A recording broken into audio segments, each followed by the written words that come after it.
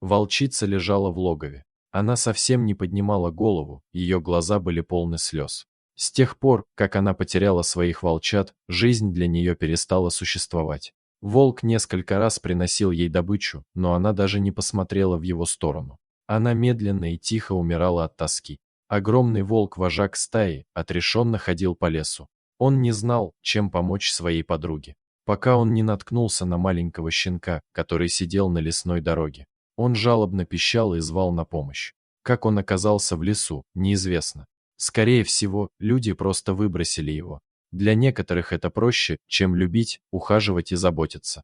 Хорошо, что еще к дереву не привязали, а то и такое может быть. Матерый волк подошел к малышу и стал его обнюхивать. От щенка еще пахло человеком, значит, он здесь недавно. Волк не знал, что с ним делать, но интуиция подсказала хищнику, что нужно отнести детеныша в логово. Он аккуратно, как будто это его ребенок, взял щенка зубами и понес к своей волчице. Малыш, жадно захлебываясь, стал сосать молоко, а волчица с такой же жадностью и нежностью начала вылизывать мягкую шерстку детеныша. Она вновь почувствовала себя матерью, этот маленький серый комочек смог заполнить пустоту в ее сердце.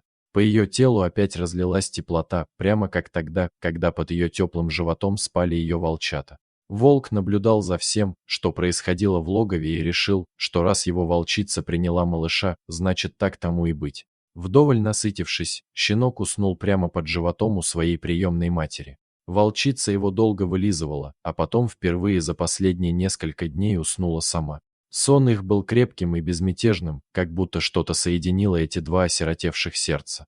Волк постепенно привык к новому ребенку в их логове. Он начал учить щенка охотиться, добывать себе пропитание. В общем, он учил его всем волчьим навыкам. Шло время, и щенок подрос.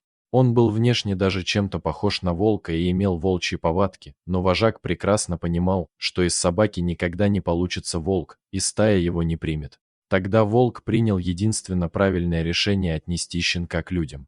До ближайшей деревни было недалеко, и с утра, взяв щенка за загривок, вожак отправился в путь. Он часто останавливался, чтобы передохнуть, а малыш никак не мог понять, что происходит, и жалобно скулил. Вдали показались деревенские огороды, волк дождался удобного момента и проник на человеческое подворье почти незамеченным. Он оставил своего приемного сына в каком-то ближайшем дворе и стал издалека наблюдать, что будет дальше. Щенок бегал по двору и громко скулил, он звал своих приемных родителей, но их нигде не было. На эти звуки выбежал мальчишка и остановился, увидев у себя во дворе такое чудо. Он подхватил малыша на руки и прижал к себе. Тихими добрыми словами он начал успокаивать щенка и гладить его по голове. Мальчик побежал домой со своей находкой, а серый хищник вернулся в лес к своей волчице, спокойный за судьбу своего приемного сына. А у них с его верной подругой будут еще волчата, он в этом не сомневался. Мальчик забежал в дом с собакой на руках. «Папа, смотри, кого я нашел. Да это же настоящая породистая охотничья собака», – удивленно произнес отец. «Где ты его взял?» Отец парня был известным в тех краях охотником. «Наверное, кто-то подбросил нам его во двор. Давай оставим щеночка себе», – не унимался сын. «Это будет моя собака. И только моя. Можно, папа?» И сын посмотрел в глаза отца умоляющим взглядом. Щенок лизнул мальчика в нос и прижался к нему еще сильнее. С тех пор прошло несколько лет, щенок вырос и превратился в отличную охотничью собаку. Равных ему во всей округе не было, сказывалось все-таки волчье воспитание, правда, об этом никто не знал.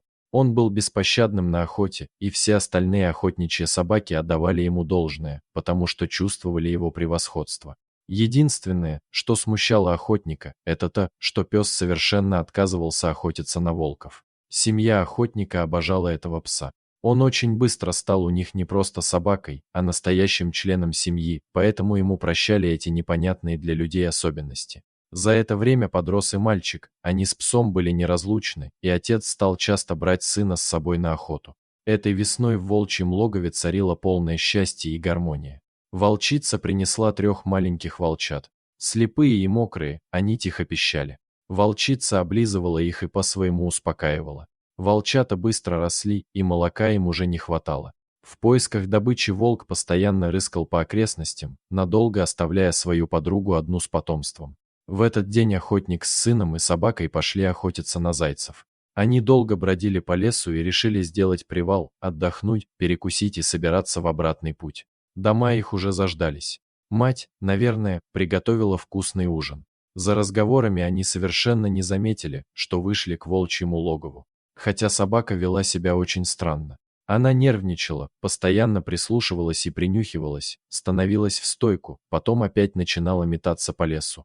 «Что сегодня такое с псом происходит, никак не могу понять», – забеспокоился отец. И в этот момент на поляну вышел огромный волк. Он принес добычу для своей семьи. Вожак медленно повернулся к людям, его глаза сверкнули злобой, он зарычал, готовый кинуться в последний бой, защищая свою семью. Сейчас решится, кто выживет, человек или дикий зверь. Охотник вскинул ружье, и вот должен был раздаться выстрел.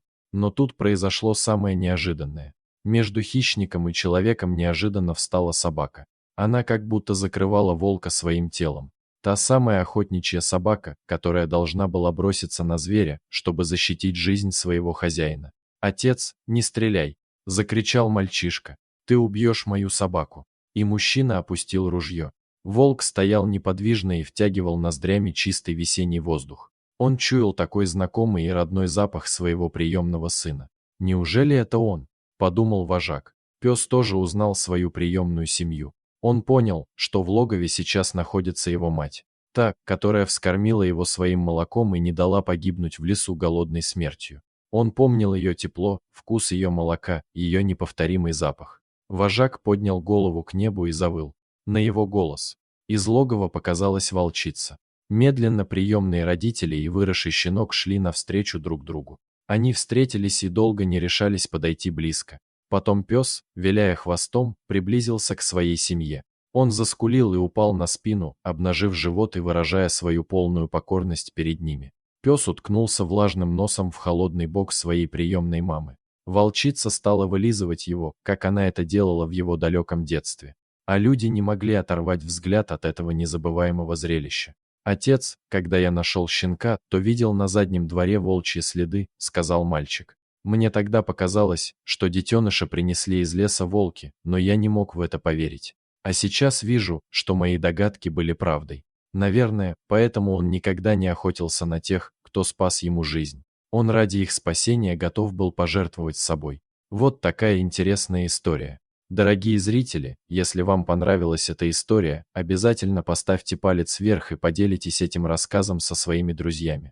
Если вы впервые на этом канале и еще не подписаны на него, рекомендую подписаться прямо сейчас, чтобы не пропустить очередную захватывающую историю.